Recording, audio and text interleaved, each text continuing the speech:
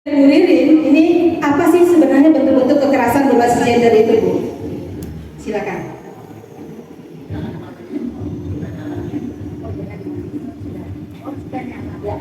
Oke. Cek 1, 2, 3. Suara saya terdengar dengan baik?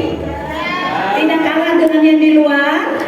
Ya, oke, mantap. Ya. Ya? Berdiri.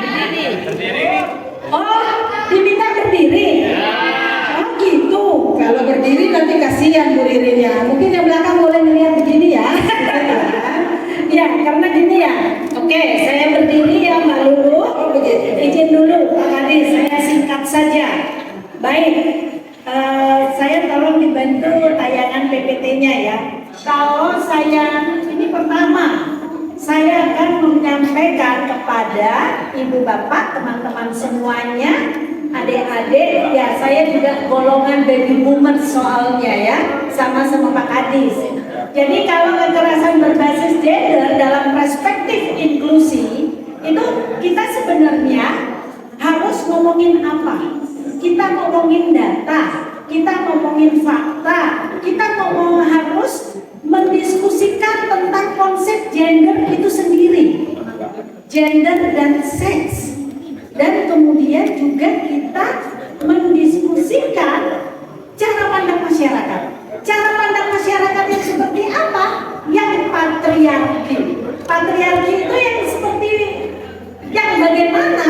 Yang selalu menempatkan jenis kelamin laki-laki. Maaf adik-adik ya, saya kalau menyebut salah satu jenis kelamin bukan mendiskriminasi, bukan mengintimidasi salah satu, tapi kekerasan berbasis gender itu ngomongin laki dan perempuan, ngomongin anak laki dan anak perempuan, tetapi datanya lebih banyak dialami oleh perempuan. Kenapa? Ini dia konsep gendernya, konsep gender dan seks. Karena apa? Di ketubuhan perempuan itu selalu dilekatkan dengan gitu ya,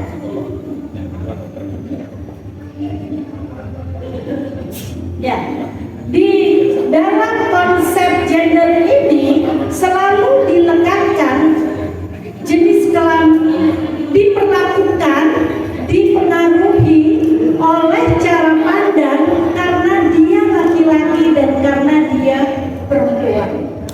Kalau laki-laki macho, kalau perempuan feminin, lembut, tidak boleh tadi yang Pak Kadis bilang bahwa perempuan itu lemah. Enggak, perempuan enggak lemah, sama, karena diciptakan dari Tuhan Yang Maha Esa dua orang perempuan berjenis kelamin perempuan dan laki-laki. Yang membedakan apanya? Ketakwaannya, keimanannya, bukan karena dia tubuh perempuan dan tubuh laki-laki yang melekat, gitu ya. Jadi itu pertama.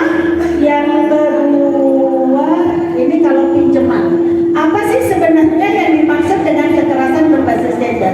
Menurut kekerasan berbasis gender itu adalah tindakan yang berbahaya ditujukan pada individu akibat gendernya itu laki-laki dan perempuan ya. Ini dan itu berakar pada ketidaksetaraan gender dan penyalahgunaan kekuasaan serta norma-norma yang merugikan. Norma yang merugikan yang seperti apa?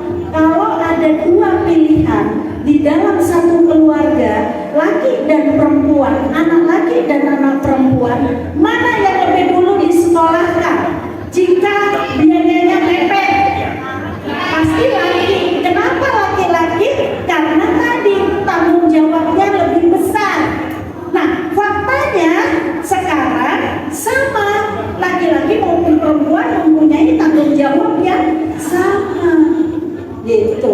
Jadi itu ya. Dan menurut UU TPKS, setiap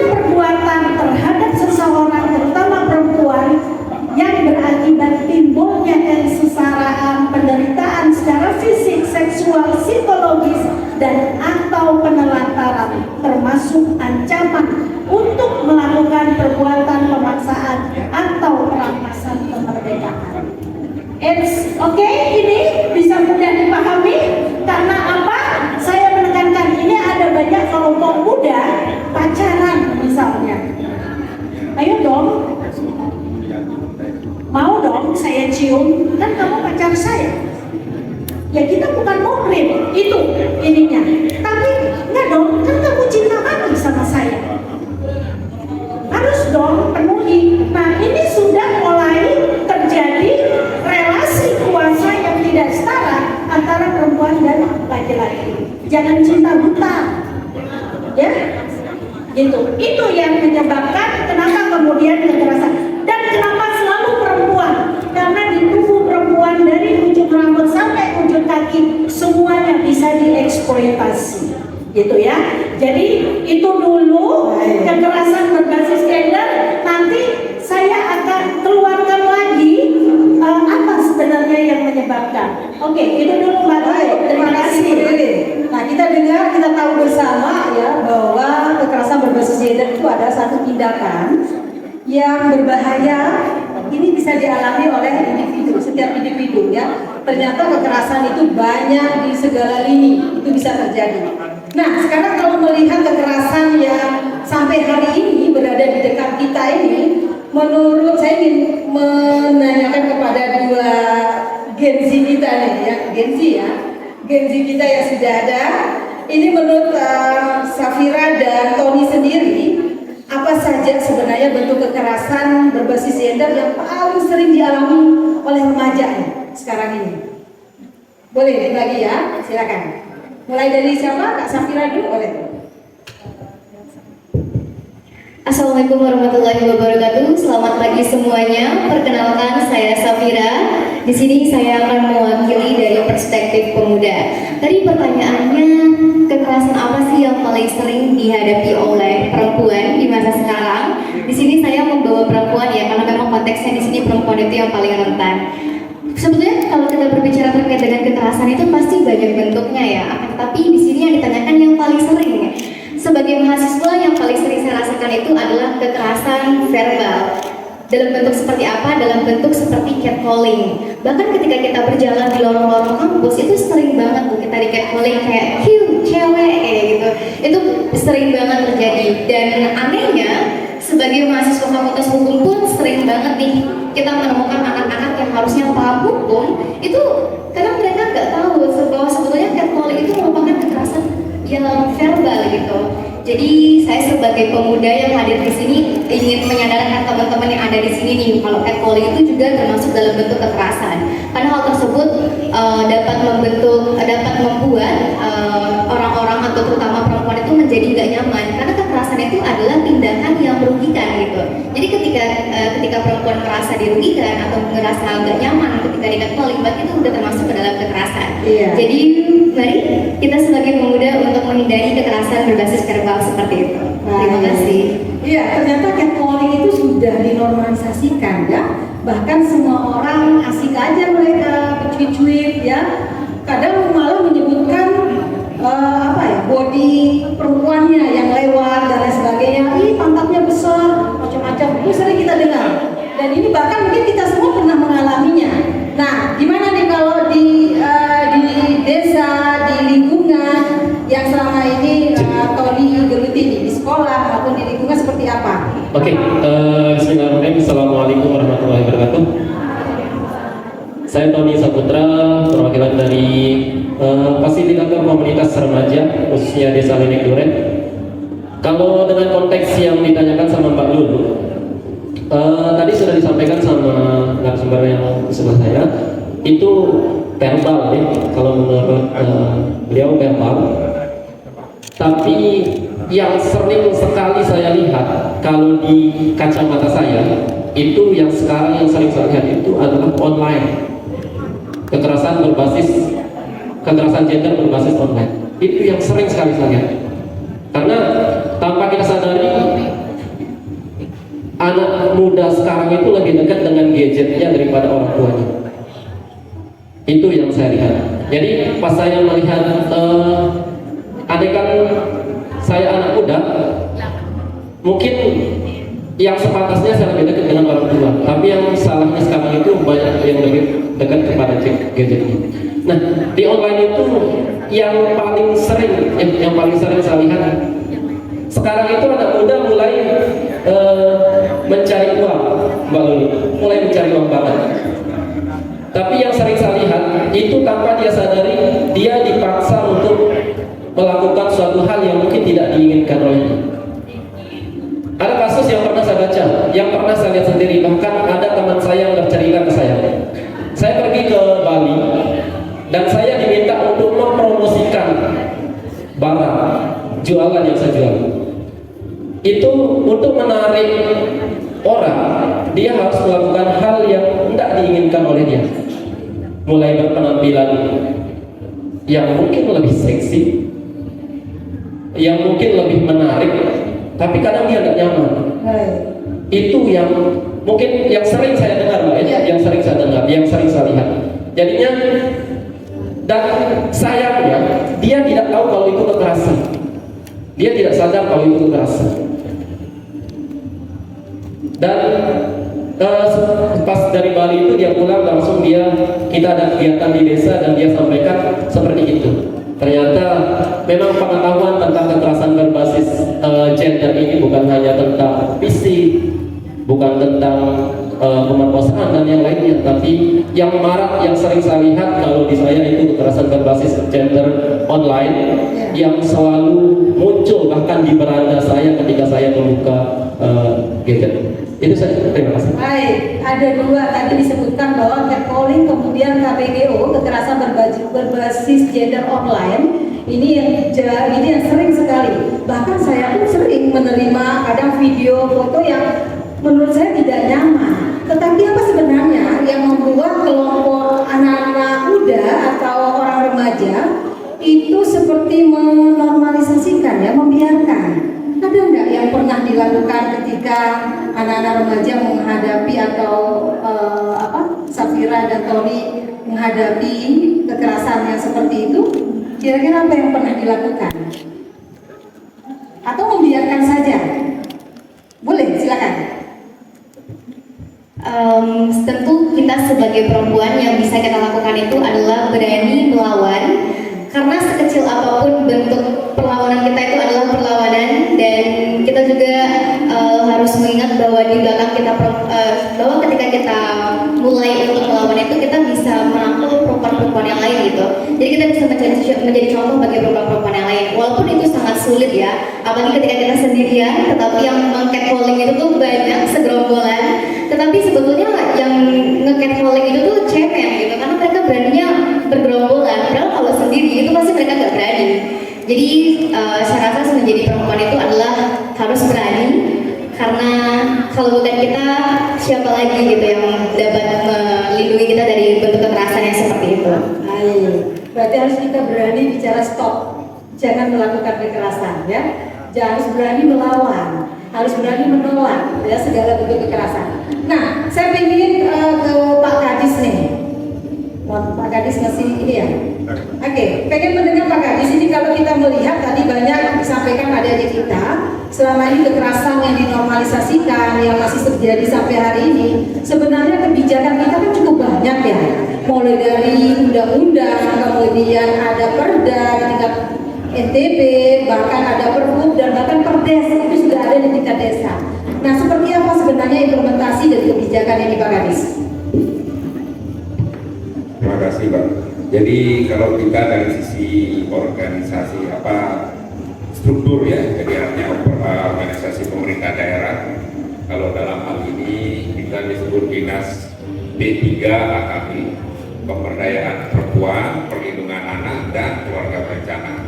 Untuk kebijakan memang sudah banyak rantai kebijakan, rumusan-rumusan yang dibuat dan yang sudah ditetapkan, disahkan. Tetapi memang kita kurang mensosialisasikan, gaungnya kurang. Katakan seperti ini, salah satu yang jadi perhatian kita, dan ini termasuk dalam ranah dalam tanda kutip kekerasan terhadap perempuan adalah pernikahan dini. Adik-adik, Anak, ya? pernikahan anak. artinya belum mencapai usia. Kalau di secara legal, secara hukum kan kita yang wanitanya 19 tahun, laki-lakinya 21 tahun, itu minimal. Ini sebenarnya banyak sekali kita temukan di bawah, masih terjadi pernikahan di bawah umur, pernikahan anak ini.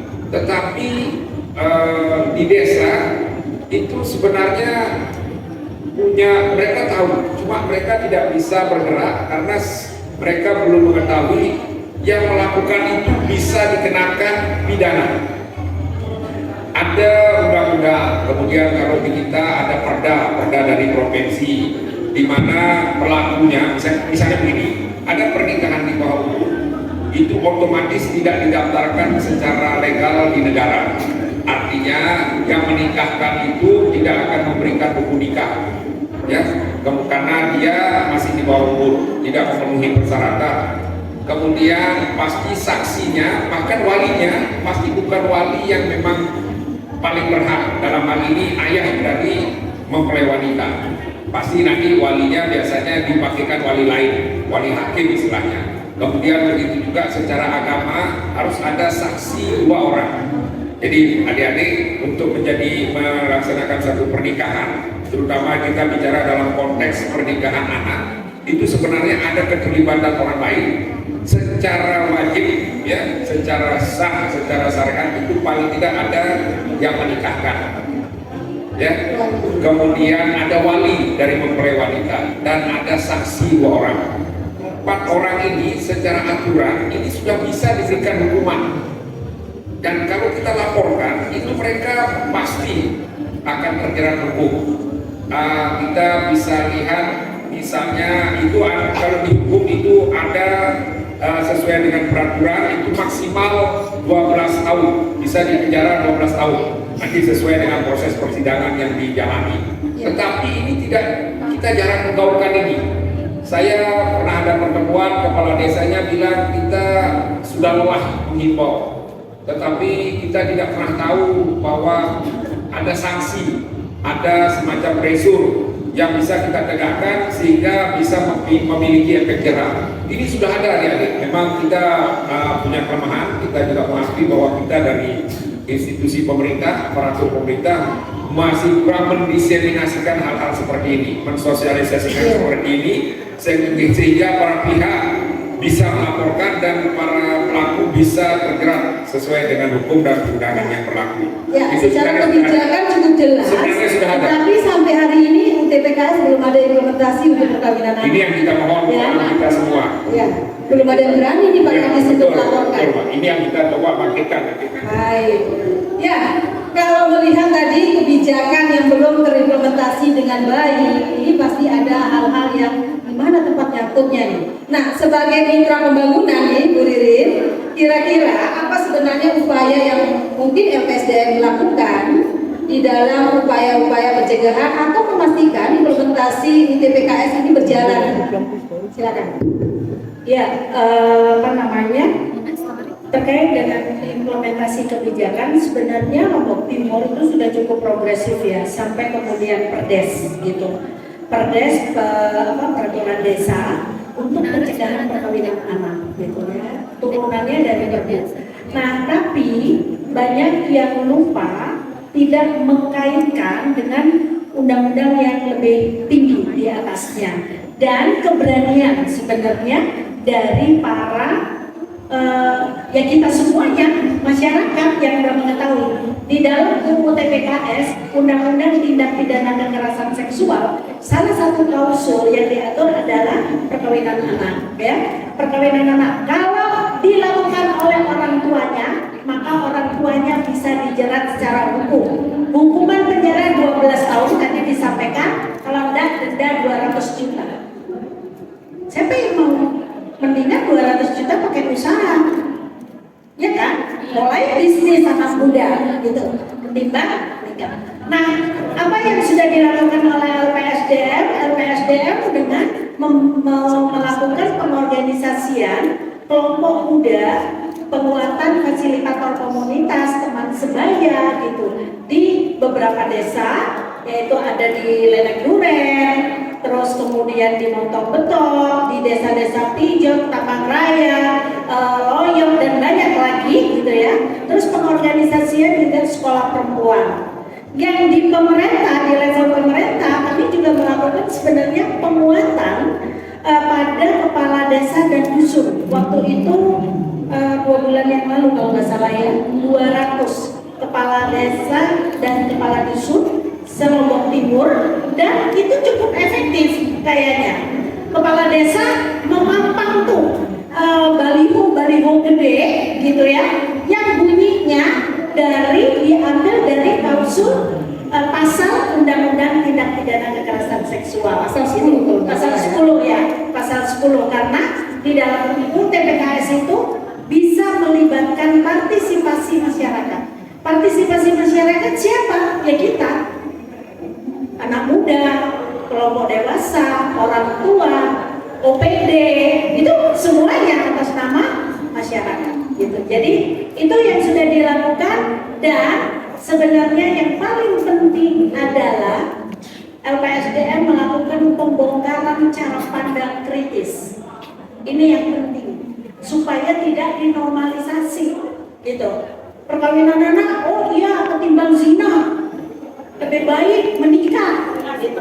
Nah, nggak mikir anaknya yang mau dinikahkan umur 14 tahun, ngurusi diri sendiri saja susah.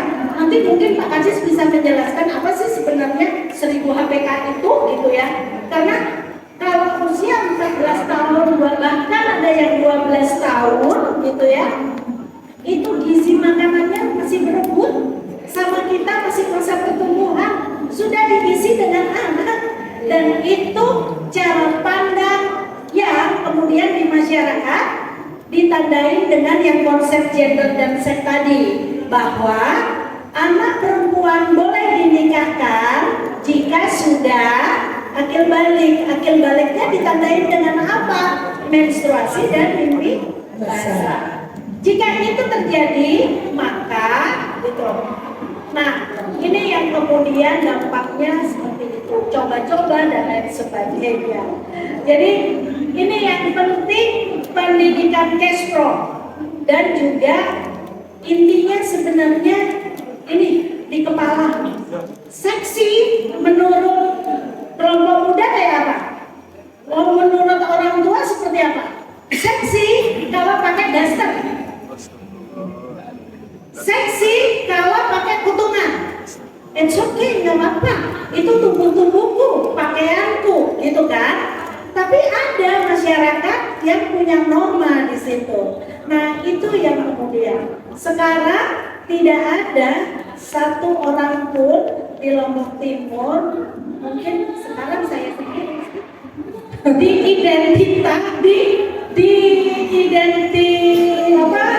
diidentitaskan dengan pakaian, simbol pakaian, karena takut gitu. Tidak muslim lah, tidak macam-macam.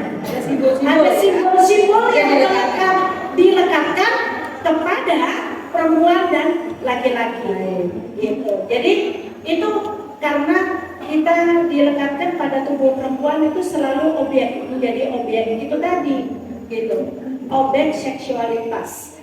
Kalau kemudian siapa sih yang banyak memperkosa? Kalau saya gugat seperti itu, saya nggak nyalahin jenis kelaminnya karena itu udah diciptakan, iya kan? Kita menyalahin yang kita gugat adalah apanya yang kita gugat? Cara pandangnya, cara mikirnya, karena selalu ditempatkan pada kebutuhan-kebutuhan yang perempuan bisa jadi objek kekerasan. Kayak gitu. Jadi cara pandangnya yang harus dibongkar. Membongkar cara pandang, membangun kesadaran itu salah satu upaya yang dilakukan. Iya. Ya. Tapi kalau kita melihat sebenarnya, apakah dari adik-adik, bukan adik-adik ya, dari kelompok muda sendiri sebenarnya, program apa yang efektif, yang menyentuh dalam upaya pencegahan itu sendiri, yang menurut adik-adik ini seperti apa? Kalau tadi Bu Riri menyampaikan bahwa ada pendekatan keluarga, ada pendekatan anak muda yang kemudian dikuatkan perspektifnya, diedukasi. Tetapi menurut adik-adik sendiri sebenarnya program apa sih yang efektif untuk membuka ruang bahwa menyadari anak-anak muda bahwa ini adalah bentuk kekerasan yang harus berani bicara. Silakan, mulai dari siapa? Kak Safira boleh. Oke, tadi di awal saya bilang kalau saya dari bahasa NTB, mungkin saya akan menjelaskan sedikit bahasa NTB itu apa. Bahasa NTB itu merupakan platform digital yang berfokus kepada isu sosial di NTB untuk menampung suara anak muda, untuk menampung aspirasi mereka dalam bersuara terkait dengan isu sosial di NTB termasuk kekerasan. Nah, tadi ditanya nih, programnya itu apa gitu kan yang bisa efektif. Kebetulan bahasa NTB itu diprakarsai oleh Yayasan Youth Eco Foundation yang sudah diluncurkan pada 11 Februari 2025 melalui lomba Wikiton Partisipasi Publik. Jadi lomba Wikiton Partisipasi Publik ini merupakan lomba kepenulisan. Di sini namanya Wikiton, jadi Wiki Marathon. Ketika kita mendengar Wiki berarti itu kepenulisan. Nah, di sini menurut saya lomba Wikiton Partisipasi Publik ini merupakan sebuah program yang benar-benar cukup efektif menurut saya untuk memancing suara anak muda untuk menyuarakan kekerasan seksual. Kenapa? Karena saya pribadi itu juga merupakan salah satu pemenang dari lomba Wikiton Partisipasi Publik yang dimana di sana saya menyuarakan beberapa konsep untuk mencegah kekerasan seksual. Di sini di bahasa NTB kita mencoba memancing suara anak muda melalui lomba kepenulisan ini karena beberapa anak muda itu takut untuk berbicara secara langsung. Maka kita pindah nih, gimana kalau kita kepenulisan aja? Karena banyak anak muda yang belum bisa berbicara, tapi ketika menulis mereka langsung pandai gitu. Karena ketika kita menulis juga kita langsung, oh aku bisa nih, aku bisa menuangkan banyak ide dalam tulisanku. Dan juga di lomba Wikiton Partisipasi Publik ini sudah kami adakan 3 kali, yang dimana di lomba Wikiton Partisipasi Publik pertama itu kami membawa terkait dengan kekerasan seksual dengan tema Pakrasa NTB. Nah, di sini teman-teman sebagai anak muda dari 17 sampai 30 tahun, mungkin 30 tahun itu bukan anak muda lagi ya, tapi mungkin rata-rata itu yang mengikuti 17 sampai sekitar 25 tahunan. Dan di situ teman-teman bisa menulis opini singkat sekitar 80 sampai 150 kata. Jadi bagaimana nih cara kita sebagai anak muda tuh untuk mencegah kekerasan seksual di sekitar kita. Dan uniknya dari lomba Wikiton Partisipasi Publik ini, opini teman-teman itu nggak cuma hanya curhatan belaka aja gitu, nggak cuma curhatan tulis menulis, tetapi dapat diimplementasikan. Contohnya di lomba Wikiton pertama kami kemarin itu, salah satu pemenang dari kategori SMA mengimplementasikan karyanya dia untuk melakukan kampanye poster. Dan pemenang dari poster tersebut itu digunakan di Man 1 Mataram. Jadi kita percaya gitu ketika pemuda diberikan kesempatan untuk bergerak tuh mereka nggak cuma ikut bergerak tapi mereka yang memimpin gerakan itu gitu. Dan juga kami percaya bahwa suara anak muda itu penting, suara pemuda itu banyak sekali, tapi yang kurang itu adalah ruang aman bagi suara-suara itu. Dan saat inilah dan dari situlah kami menjadikan bahasa NTB itu sebagai jembatan antara anak muda dan juga para pemangku kebijakan. Dan juga dari opini-opini kalian itu nggak cuma nyampe pada implementasi, tetapi juga dapat berada dalam policy brief, di mana dari puncak Wikiton itu ada yang namanya Brugak Pemuda. Jadi di Brugak Pemuda ini tuh pemuda, komunitas dan juga pemerintah daerah dihadirkan dalam satu meja yang sama. Di sini kami membawa Brugak, yang di mana Brugak itu merupakan tempat duduk tradisional. Jadi kita semua itu setara di sana, dan ruang dialog seperti inilah yang diharapkan oleh pemuda gitu, karena biasanya opini pemuda itu dianggap opsi tambahan gitu, karena dianggap kurang berpengalaman. Kamu anak muda, kamu nggak tahu apa-apa tuh. Betul, betul sekali. Jadi kita tuh sering banget nih diremehkan nih sama orang-orang yang mungkin ngerasa, tapi memang sih yang ngomong tuh memang pengalamannya lebih banyak. Tetapi pemuda juga nggak kalah lebih banyak, karena pemuda itu lebih dekat dengan masyarakat gitu. Menurut saya tuh pemuda tuh lebih dekat dengan isu-isu yang ada di masyarakat. Jadi saya mungkin mengajak teman-teman untuk di lomba Wikiton selanjutnya mungkin untuk mari kita menyuarakan isu-isu sosial di NTB dengan menuangkan ide-ide segar kalian gimana sih caranya kita untuk mencegah termasuk kekerasan seksual ini di NTB. Terima kasih. Baik, terima kasih Kak Safira. Jadi ruang kita cukup terbuka sebenarnya untuk adik atau untuk anak muda, bagaimana dia mengkreasikan, bagaimana bakat-bakat terpendam ini bisa dicurahkan semuanya. Dari Kak Tommy silakan. Oke, terima kasih Pak Lulu. Kalau di kami di komunitas di fasilitator komunitas remaja, khususnya di 2 desa yang sudah terlaksana, Motong-Motong dan Desa Lenek Duren. Saya ceritakan dulu ya. Kenapa sih desa kami sebenarnya jadi sasaran? Mungkin dari sana sarafnya kegiatan hal-hal yang berkaitan dengan kekerasan berbasis gender dan yang lain. Mungkin itu pandangan saya di awal, Mbak ya, mohon maaf. Ketika desa kami menjadi sasaran. Dan kalau boleh jujur, desa kami memang desa tertinggal. Dari kecamatan terakhir, 21 kecamatan, Lenek itu kecamatan terakhir, dan mungkin kami desa paling utara di kecamatan Lenek. Di sana kalau berbicara kekerasan berbasis gender, masyarakatnya belum paham. Kata gender saja, mungkin masyarakat akan mengatakan, aduh, itu bahasa kami atau sia-sia, tak ada pembahasan itu. Nah, pencegahan yang mungkin tepat, kalau saya berbicara dengan konteks desa yang pernah kami lakukan, ternyata sosialisasi itu penting banget. Yang dilakukan oleh LPSDM di desa kami luar biasa banget. Tumben ada berani seorang kawin itu memisahkan anak yang menikah di bawah umur. Hanya tahun ini di desa kami setelah adanya pelatihan itu, Mbak Tri. Tepuk tangan untuk benar. Kalau tidak percaya, ada sekdes kami yang datang. Karena saya juga pernah ke sana. Ya, sering Pak Lulu naik. Itu sosialisasi itu penting. Mungkin kalau konteks yang dilakukan oleh saya kira mungkin mahasiswa bisa jangkau dan anak-anak yang ngerti banget tentang pendidikan itu bisa jangkau banget. Tapi kalau kami yang di desa khususnya, hal yang seperti itu mungkin dia akan mengatakan tidak akan ada gunanya untuk saya. Benar. Dan itu lebih baik saya pergi nyabit, lebih baik saya pergi nguli daripada saya ikut lomba-lomba itu. Jujur itu pandangan orang sana masih banyak. Walaupun saya mungkin ini aib untuk desa saya, tapi ini mungkin jadi pembelajaran. Dan sosialisasi itu penting, sama seperti tadi. Terus melibatkan orang tua, apa yang sudah dikatakan sama Mbak Lulu tadi itu benar banget. Anaknya diberikan pelatihan, sambilan harus orang tuanya juga diberikan pelatihan. Ternyata anak orang tua sana baru dia mengatakan, ternyata saya dari dulu kejam kepada anak saya. Saya dari dulu itu melakukan kekerasan aja kepada anak saya. Ternyata saya baru sekarang saya sadar bahwa yang sering dikatakan bapak-bapak yang ikut pelatihan, saya sudah melakukan kekerasan terhadap istri saya ketika ikut pelatihan itu. Betul baru dia itu baru dia sadar kan. Ternyata pelatihan itu memang kita mencegah kekerasan, mencegah pernikahan kepada anak, bukan anaknya aja yang diberikan pelatihan, tapi orang tuanya juga luar biasa.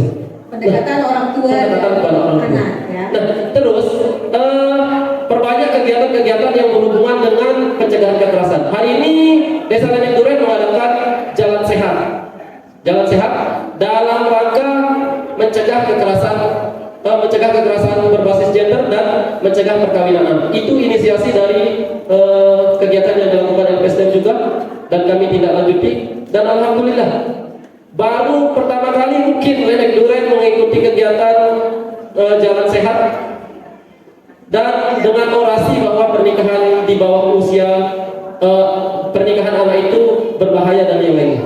Baik. Itu aja. Terima kasih, Bang Kor.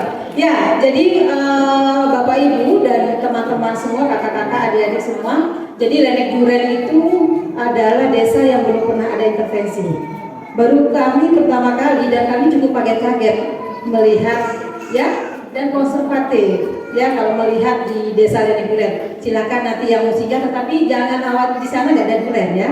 Durennya walaupun namanya Lenek Duren, tapi durennya sangat terbatas. Pohonnya sangat terbatas. Nah, Pak Kadis, kalau melihat tadi ada beberapa program kegiatan kegiatan pendekatan ya yang sudah dilakukan LPSDM, sudah dilakukan oleh Bahasa NTB, seperti apa sebenarnya Pak Kadis melihat pendekatan atau program-program yang dijalankan di tingkat desa ini? Apakah ini memungkinkan untuk kita lakukan adopsi atau seperti apa Pak Kadis? Terima kasih Pak. Jadi adik-adik, saya sebelum menjawab apa yang tadi ditanyakan mengenai kebijakan dan lain sebagainya, saya ada sedikit menyampaikan. Ini adik-adik kan rata-rata usia 20-an, ya kan? Walaupun ada sebagian juga yang mungkin sudah ibu-ibu. Ada beberapa, usia saya sekarang 59 tahun. Saya dokter dan saya punya anak, tiga-tiganya perempuan. Ada beberapa hal yang ingin saya bagi, walaupun di beberapa hal yang akan saya bagikan ini tidak berarti saya sukses atau dengan baik menjalankan. Untuk di usia 20-an, ini kita berdasarkan banyak hal ya, selain pengetahuan, pengalaman, tapi ada disarikan oleh para ahli. Pertama, adik-adik di usia 20-an ini jaga makanan dan minuman. Kalau secara ringkasnya, jangan berlebihan. Hindari minyak, hindari gula, terutama gula putih, kemudian juga pengawet, soda, itu bekalnya. Jangan menganggap bahwa KFC itu buruk. Betul kalau berlebihan buruk. Begitu juga dengan sate budaya. Kita juga punya yang berlebihan. Katakan seperti itu. Jadi jaga makanan. Umur 20-an ini nanti akan menentukan masa depan adik-adik bagaimana menghadapi tantangan yang jauh lebih berat. Kemudian yang kedua, selain menjaga makanan adalah olahraga. Olahraga itu rutinkan. Dan tidak usah tapi yang murah meriah, entah lari, entah jalan, dan lain sebagainya yang memang adik-adik punya minat terhadap olahraga itu. Tetapi jangan sama sekali, apalagi kalau anak-anak sekarang kalau sudah mager apa namanya ya, kalau Gen Z sekarang mager ya, lebih baik. Karena adik-adik semua serba mudah. Dulu zaman saya ada main selodoran, main kelereng, meter layangan, jurakan dan lain. Karena adik-adik sudah ada semua luar game. Nah jadi olahraga dari awal, dari sekarang di umur 20-an. Kemudian selain makanan, olahraga, milikilah keterampilan. Kalau memang punya bakat seni, entah main gitar, entah nyanyi, entah nari, itu harus dipupuk. Sekali lagi kata kuncinya adalah konsekuen. Konsisten. Kalau bahasa kita istiqomah. Ini berat tapi memang harus dilakukan. Jadi olahraga makanan, olahraga keterampilan. Yang keempat adalah berteman dengan siapapun. Ya, tetapi milih teman untuk nongkrong, untuk hangout itu harus pilihan, ya kan? Jadi kalau berteman, apalagi adik-adik sekarang di dunia dalam genggaman, semua adik-adik bisa buka. Di sini yang tidak ada di HP kita ini hanya Tuhan. Kalau yang lain mau cari teman TK, mau apa saja mau cari, apalagi hanya mantan, sebentar aja kita ketemu dia. Jadi berteman dengan siapapun, tapi pilihlah teman untuk nongkrong. Entah nongkrong di HP, entah nongkrong di kafe atau di mana saja. Jadi waktu bahasanya hangout ya. Kalau anak-anak sekarang pada saat hangout itu pilihlah teman untuk hangout karena ini akan mempengaruhi karakter dan juga bagaimana adik punya mindset dalam bergaul, dalam belajar dan dalam segala hal. Kemudian yang lain adalah untuk pacar. Ya insya Allah nanti berjodoh mencari istri. Kita ini semua berbeda. Saya 95, jadi kalau tahun ini kemarin bulan Maret itu saya 30 tahun berumah tangga. Jadi kita ini semua berbeda. Tidak mungkin, malah kalau dia sama persis itu justru bahaya. Yang paling penting mencari pasangan ya adalah komunikasi. Nyambung nggak? Ya kan? Jangan kayak Jaka Sembung naik skuter nggak nyambung terus muter-muter. Nanti hidupnya terus rusak. Apalagi menjadi suami istri setiap hari samaan. Yang jauh lebih penting adalah komunikasinya nyambung. Jangan berusaha memahami istri, memahami pasangan, itu tidak mungkin. Kita sudah sunatullah diciptakan berbeda. Dan yang kemudian setelah berkomunikasi harus cari teman pasangan yang enak berkomunikasi. Jangan lupa ya berpikirlah ekonomis dari usia 20 tahun. Kalau masih ngekos, usahakan berhemat. Jangan pelit. Kalau orang pelit itu tidak ada orang senang. Orang pelit sama orang pelit pun pasti tidak senang.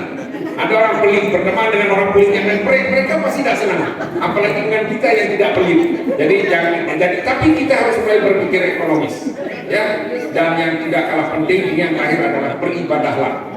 Walaupun hanya sesederhana, sesimpel apa yang adik-adik bisa pupuk ini dari awal. Sekali lagi makanan, olahraga, keterampilan, kemudian memilih teman, kemudian juga berketerampilan, dan yang tidak kalah penting berpikir ekonomis dan beribadahlah. Usahakan ini dimulai sesegera mungkin, dimulai dari diri sendiri dulu, ya, sehingga adik-adik bisa terus. Kenapa? Namanya tantangan kehidupan yang makin lama makin kompleks. Saya balik tadi ke pertanyaan bahwa bagaimana kita mengaplikasikan, mengadopsi beberapa kebijakan yang ini memang tidak mudah. Mohon maaf adik-adik. Ini contoh nyata best practice dari Lynette Duren ini tidak semudah yang disampaikan oleh adik Tony. Proses proses yang dijalani, tantangannya itu saya percaya sangat berat. Begitu juga dari mbak-mbak kita, ibu-ibu kita, bapak-bapak kita yang berperan mengubah pola pikir. Bayangkan ya, diucapkan dengan tegas bahwa ada perubahan pola pikir, mindset. Ternyata dulu apa yang dianggap biasa, dianggap benar karena kebiasaan, ternyata baru disadari bahwa itu sebenarnya adalah sebuah kesalahan, adalah sebuah kekerasan yang tidak disadari dilakukan secara terus-menerus. Dan ini mengadopsi ini bagi kita di pemerintah memang harus kita terus usahakan, kita terus upayakan. Kita akui bahwa MSM, pihak-pihak yang bekerja sama bermitra dengan kita, mereka bisa lebih luas. Tapi di pihak lain, bahwa sebenarnya kekuatan itu lebih besar, kewenangan itu lebih besar, karena kita pemerintah ini tidak mungkin kalah sebenarnya.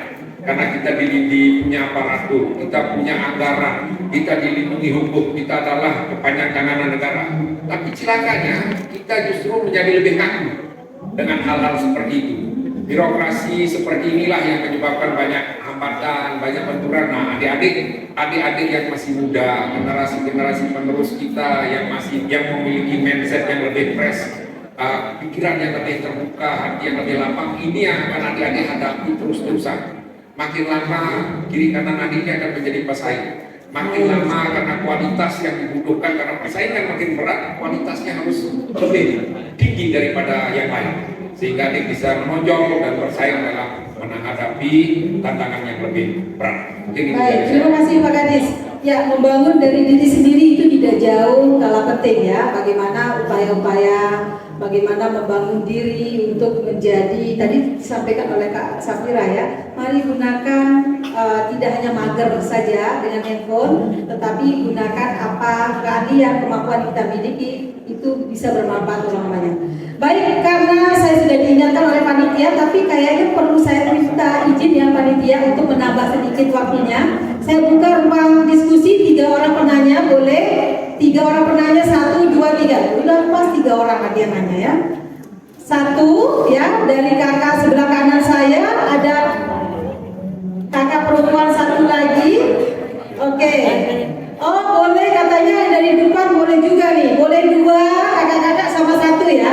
Karena nanti 5 boleh. Baik. 1, coba angkat tangan sekali lagi. 1, 2, 3, yang di belakang 4, 5. Oke, mulai dari depan dulu. Silakan teman-teman panitia bantu mic-nya, sebutkan nama dan pertanyaan ditujukan kepada sini. Mic-nya di depan boleh. Baik.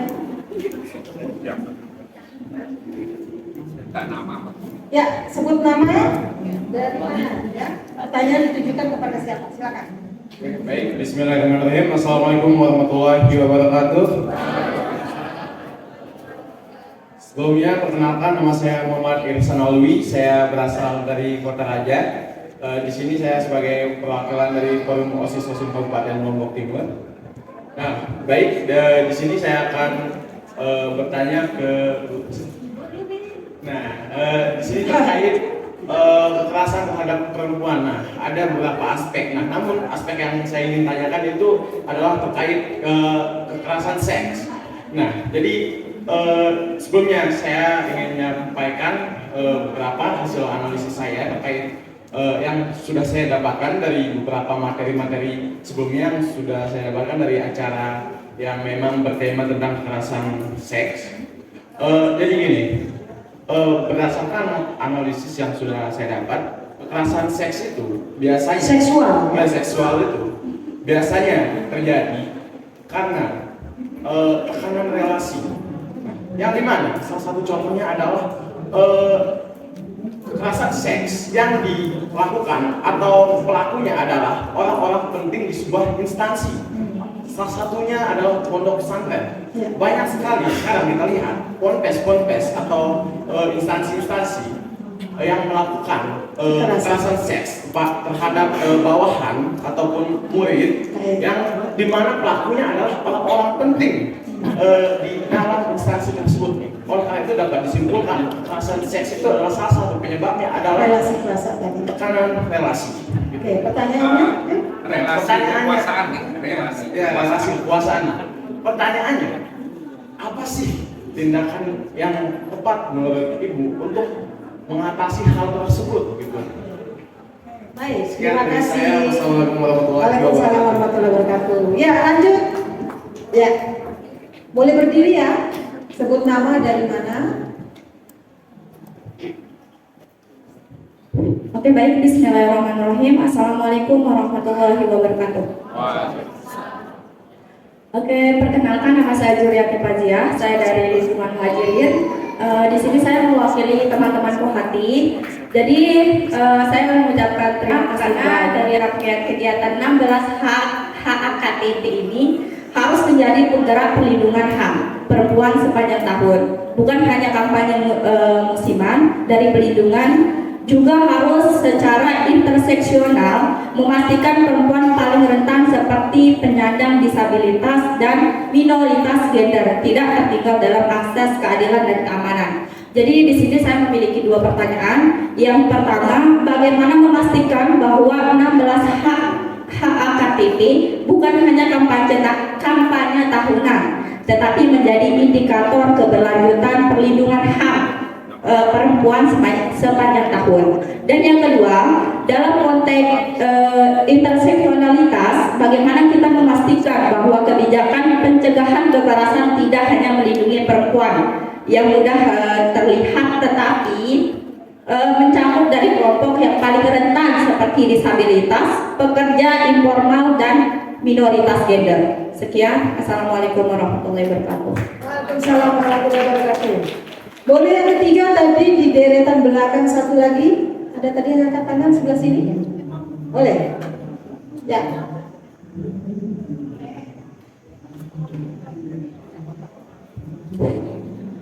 Baik, bismillahirrahmanirrahim. Assalamualaikum warahmatullahi wabarakatuh. Perkenalkan, nama saya Ria Datul Jannah, alamat Suela. Saya dari Institut Agama Islam Hamzah Wadi. Di sini sedikit ingin bertanya terkait dengan pencegahan kekerasan berbasis gender. Di sini teman-teman pemateri di depan sudah menjelaskan bagaimana cara pencegahan, baik dengan melalui tulisan ataupun sosialisasi. Namun di sini yang ingin saya tanyakan terkait korban yang sudah mengalami kekerasan seksual. Di sini bagaimana sih dari peran pemerintah ataupun kita sekitar memberikan ruang aman untuk teman-teman yang mengalami kekerasan seksual ini mampu bercerita secara terbuka gitu, supaya mereka merasa jangan sampai di masyarakat ataupun kita mengintervensi teman-teman yang sudah mengalami. Bagaimana caranya kita memberikan mereka rasa kepercayaan diri untuk terbuka ataupun bisa melaporkan ke pemerintah ataupun tempat-tempat yang bisa mereka merasa aman untuk bercerita gitu. Pak Kadis, kami dari Sekolah Perempuan Desa Labo Lombok pernah memisahkan perkawinan anak yang bekerja sama dengan pemerintah desa dan kelembagaan yang ada di desa. Tapi yang masih jadi PR kami di lapangan, masih banyaknya masyarakat atau pihak-pihak instansi yang tutup mata tentang perkawinan anak.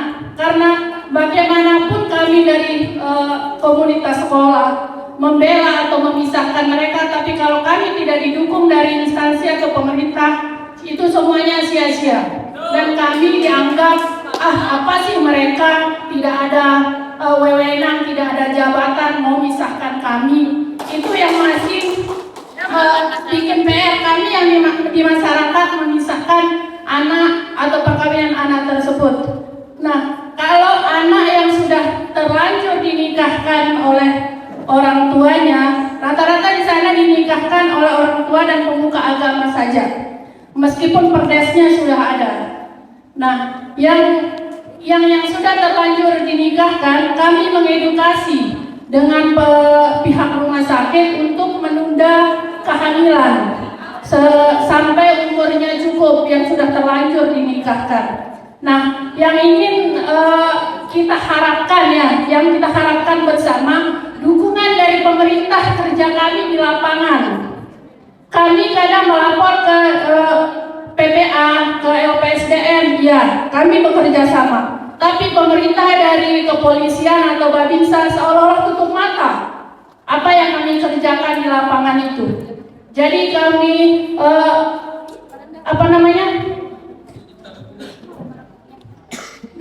dukungan yang responsif gitu ketika kami melaporkan ini ada perkawinan anak. Jadi kami yang di lapangan itu istilahnya tidak nampak bahwa kami yang melapor gitu. Izin Pak Kadis menyampaikan salam dari Ibu Ketua karena saat ini masih berada di luar daerah.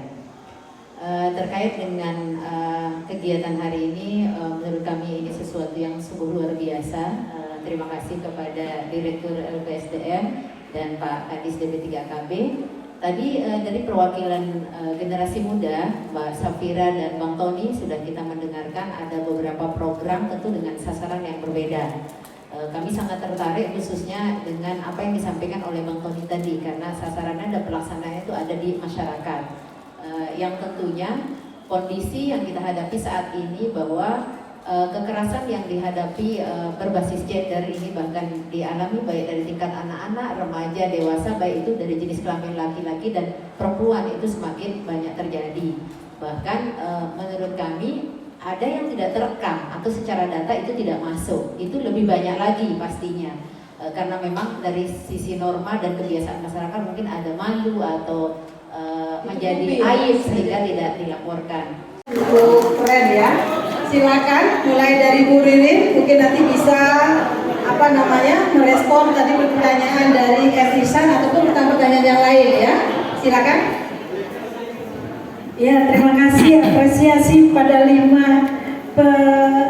yang respon ya. Ini keren-keren, gimana jawabnya nih mulainya. Ya, baik. Ke Muhammad Irsan Alwi, Forum OSIS. Keren sekali hasil penelitiannya ya. Fokus banget kepada analisis kekerasan seksual, bukan kekerasan seks ya, kekerasan seksual. Karena kalau kekerasan seksual itu macam-macam bentuknya, mulai dari lingkup yang sudah berkeluarga maupun yang belum, dalam hal ini misalnya pacaran dan lain sebagainya. Benar sekali, data dan fakta menunjukkan bahwa gitu ya, terjadinya karena relasi kuasa yang tidak setara. Siapa terutama yang di pondok pesantren tadi disampaikan ya, di pondok pesantren. Karena apa? Ada kewenangan guru tokoh gitu kepada santri. Kalau nggak diberikan apa yang diminta, maka nilainya dikurangi. Mahasiswa dan dosen skripsinya ditunda. Kalau misalnya nggak diberikan, guru dan murid nilainya akan ditahan.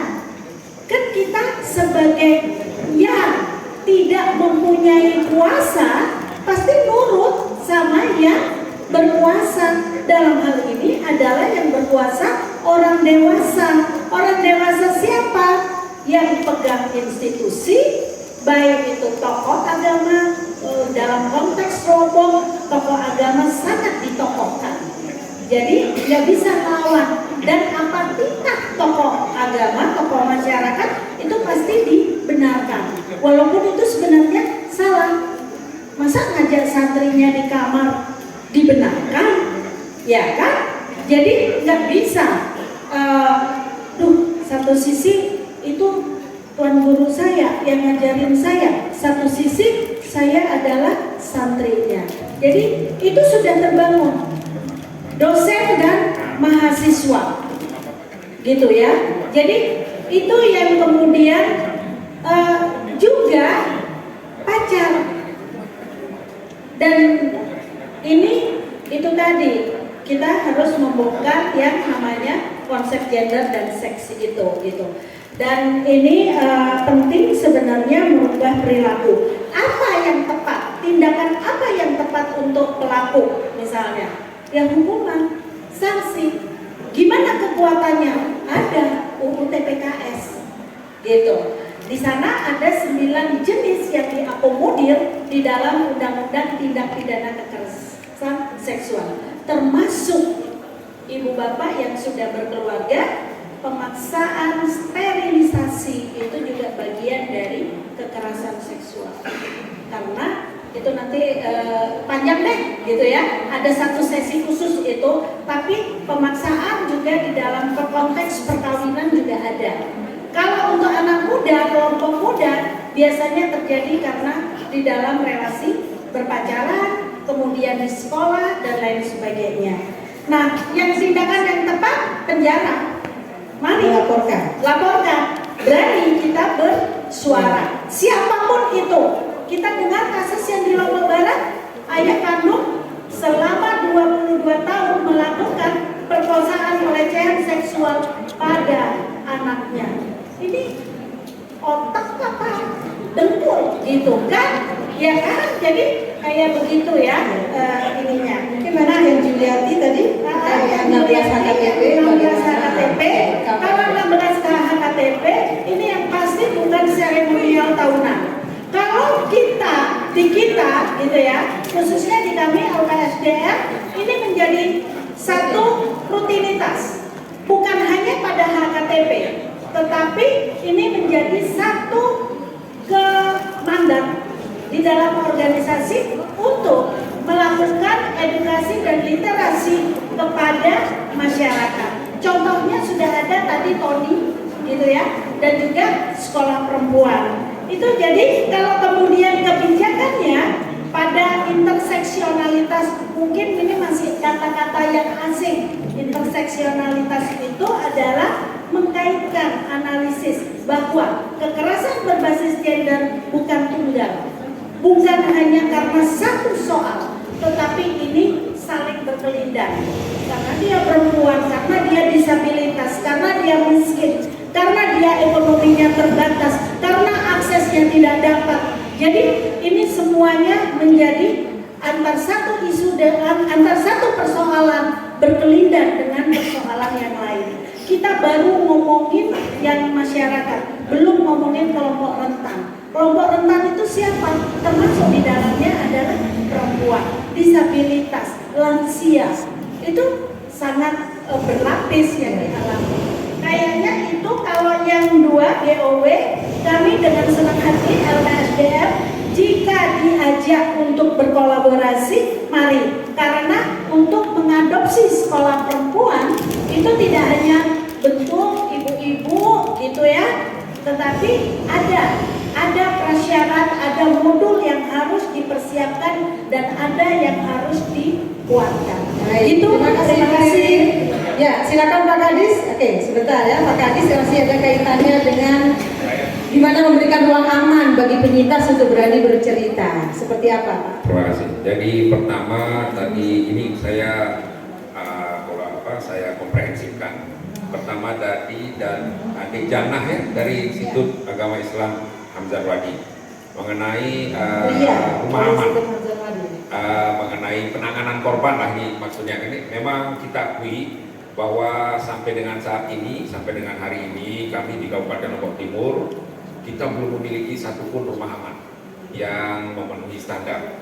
Kita sudah ada di UPTD tetapi itu sangat tidak layak. Kebetulan beberapa minggu yang lalu, ada 5-6 minggu yang lalu kita dikunjungi dari pusat dan itu memang kita diberitahukan ini ya DM, ini kebetulan ada perwakilan PTT PPA kami, itu rumah aman kita itu tidak layak. Kami akui bahwa kita belum memiliki, sehingga kalau ada case, ada kasus kita selalu menyalurkan, artinya menghantarkan ke Mataram di provinsi. Insya Allah Kalau untuk lokasi, persyaratan dan sebagainya sebenarnya kita harus sudah memiliki karena ini memang wajib, dan insya Allah di tahun 2026 kita akan berusaha berupaya maksimal supaya kita bisa memiliki satu rumah aman yang bisa memenuhi persyaratan, yang memenuhi kelayakan untuk sekali lagi untuk penanganan lanjutan dan penanganan terpadu untuk korban, baik kekerasan seksual, kekerasan dalam rumah tangga dan lain sebagainya. Terima kasih Nana ada perhatian terhadap ini, dan sekali lagi kami memang belum memiliki, tapi ini sudah merupakan salah satu trigger pemicu kita untuk kita lebih mempercepat keberadaan rumah aman di Kabupaten Lombok Timur. Kemudian Ibu, salam Ibu Sofi, mohon maaf, salam hormat balik kepada Ibu Ketua Ibu, bahwa memang kita akui underreported case pasti lebih banyak. Kasus-kasus yang tidak terlaporkan, tadi kita lihat sendiri dari best practice di Kabupaten di Desa Nenek Duren, di mana ini saya rasa merupakan hampir gambaran umum di semua desa kita. Tapi sekali lagi ini bukan untuk mematahkan semangat kita untuk kita berikhtiar mengatasi kekerasan terhadap perempuan Ibu. Kemudian Ibu, memang ada kami disampaikan oleh Ibu Kabid Hukum dan Humas, tidak salah Ibu ya, yang kebetulan juga kami di kantor kami, bahwa GW akan menginisiasi satu sekolah perempuan kalau saya tidak salah. Kemudian di pihak lain kami juga mendengar bahwa PKK juga akan menginisiasi satu sekolah perempuan. Kami sudah mendahului dengan Kabid PP berdiskusi dengan Pak Ririn selaku direktur, dan di mana LPSDM ini merupakan salah satu inisiator pertama untuk sekolah perempuan, dan kita kalau dari kami siap menyempatkan, dan tadi sudah disampaikan oleh Pak Ririn bahwa dari LPSDM akan membuka tangan selebar-lebarnya itu untuk kita berkolaborasi, sehingga nantinya kalau kita jadi membentuk sekolah perempuan, kita bisa benar-benar memenuhi kelayakan, prosedur dan lain sebagainya. Dan kami pikir kami sebagai OPD yang membawahi bidang ini Bu akan bersedia, terutama karena ada GW, dan untuk menjembatani berdiskusi lebih dalam lebih lanjut mengenai ini Bu. Salam hormat kami kepada Ibu Ketua GW. Kemudian tadi yang adik saya lupa catat namanya tadi. Yeni dari sekolah perempuan. Yeni dari sekolah perempuan di Labuan Lombok ya. Ya. Bahwa dukungan ini sebenarnya kita sekali lagi kita harus akui peranan porsi yang diambil pemerintah memang sangat kurang. Jangankan kita yang di kabupaten, itu di pihak desa pun itu kami beberapa kepala desa. Saya mohon maaf pernah menjadi kepala dinas kesehatan beberapa waktu yang lalu. Kita juga sering berkunjung ke desa tapi kami lebih dari ke arah sisi kesehatan.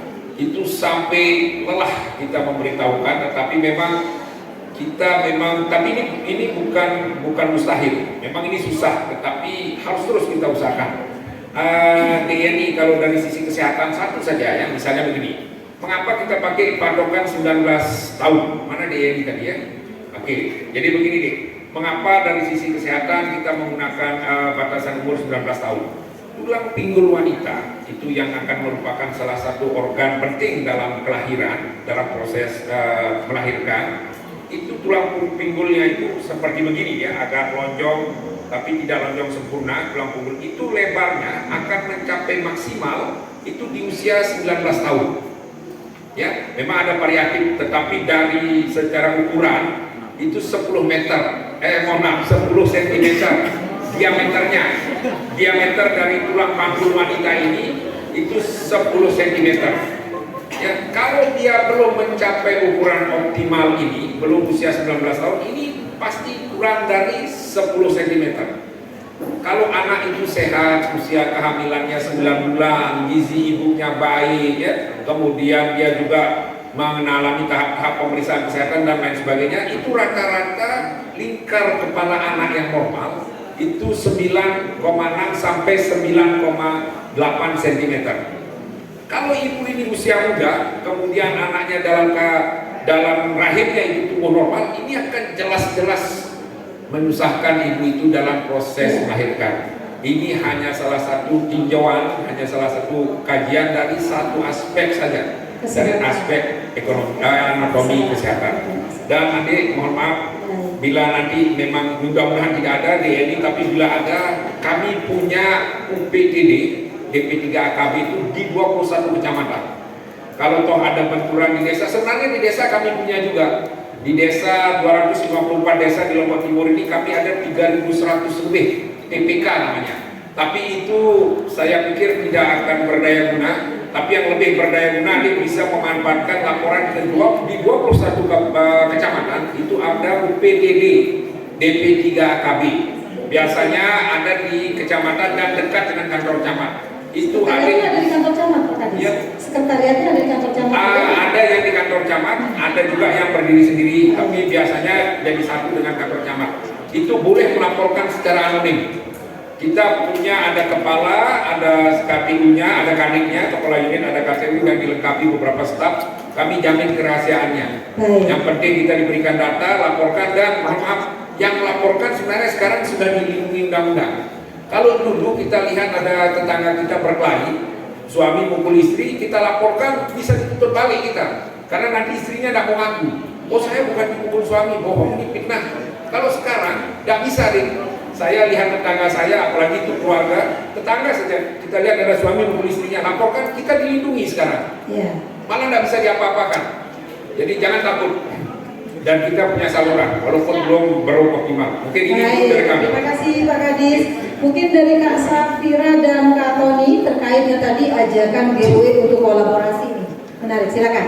Mulai dari mungkin saya tanggapi berapa Pak. Yang pertama mungkin dari Bang siapa? Ya, dari forum posisi ya, luar biasa. Kalau mungkin Bapak Ibu tadi berbicara ke ranah dalam saya, kalau kami mungkin ke anak muda. Gini, kalau yang pernah saya temukan, mungkin kalau ranahnya di pondok pesantren dan kepada siswanya, kepada santrinya, mungkin itu kelihatan banget itu ada relasi kuasa yang timpang, ya, relasi kuasa yang salah dipergunakan. Coba kita di anak muda, ya. Contoh nih, kan siswa ya, mahasiswa ya, kakak kelas kepada adik kelas, itu yang sering mungkin pengamatannya masih terlalu jauh. Coba lihat lingkungan sekolahnya, kakak kelasnya kepada adik kelasnya, kekerasan apa sih yang sudah dilakukan? Coba lihat, senior kepada junior, anak pramuka ya, setiap tahun itu terjadi. Setiap tahun anak pramuka kepada yang baru masuk digembleng ini itu. Anak paskibra baru masuk digembleng ini itu. Ya kan? Ya kan? Kenapa tidak ada yang memperhatikan itu sementara kita memperhatikan yang remaja? Iya. Itu kekerasan, teman-teman. Ini khusus yang remaja ya. Kalau bawa oke. Saya pun mungkin, mohon maaf, saya mungkin pernah melakukan itu, jujur. Karena saya belum paham. Saya belum tahu kalau itu kekerasan. Nah, setelah mengetahui itu, saya punya misi. Jangan ada organisasi lagi yang melakukan itu. Yang datang ini pasti banyak organisasi. Jangan sampai dia keberatan dan melaporkan kita sebagai senior, sebagai pengurus organisasi yang terseret kita. Pengurus organisasi. Itu kekerasan. Mungkin kalau relasi kuasa itu tidak berbicara tentang seksual saja, tetapi kekerasan berbasis semua lini. Semua lini. Mau kekerasan fisik, terutama ya, itu juga. Psikis, ditekan, itu semuanya. Jadi saran saya untuk apa yang bertanya tadi, coba diperhatikan lagi di sekolahnya seperti apa kekerasan yang sudah terjadi. Itu menjadi ajang perubahan yang besar. Oke, itu yang sudah kami dilatih juga sedikit Pak. Terus untuk masalah pelatihan yang diadakan oleh LPSDM, benar Ibu, jujur. Kami selama saya di desa itu, ketika ada pelatihan dari LPSDM, baru kami lihat real perilaku yang sudah dilakukan. Karena berkelanjutan dia. Dan LPSDM tidak hanya 16 hari. Bukan saya membela LPSDM, tapi kami sudah dibina dari sebelum 16 hari ini. Benar. Iya enggak, teman-teman pastor? Oke. Sedari awalnya saya melawan bunuh diri, ya. Pernah Karena saya bantah juga, akhirnya ternyata saya sadar, ternyata saya pernah melakukan kekerasan. Sampai segitu perubahan yang mungkin bisa kami dapatkan. Jadi terima kasih sekalian PSDM. Semoga tidak hanya 16 hari kita lindungi perempuan ini. Semoga setelah ada tadi saya dengar bercanda-bercanda ya. 16 hari ini aman, 16 hari ke depan aman. Oke, semoga tetap berlanjut. Alhamdulillah, dan kami sangat terima kasih kepada LPSDM yang terus membina kami untuk melakukan perubahan khususnya di desa kami. Sekian. Assalamualaikum. Silakan Pak, Safira boleh lebih singkat lagi. Oke, baik, terima kasih karena waktu kita singkat. Jadi saya akan menanggapi tadi salah satu pertanyaan yang sangat cocok dengan saya sebagai pemuda. Jadi bagaimana sih caranya kita menciptakan ruang aman bagi korban? Nah, ketika kita berbicara terkait dengan bagaimana, otomatis kita membicarakan cara gitu kan.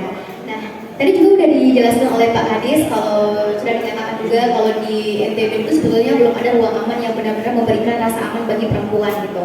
Nah, sehingga di sini menurut saya pemuda itu dapat mengisi kekosongan itu.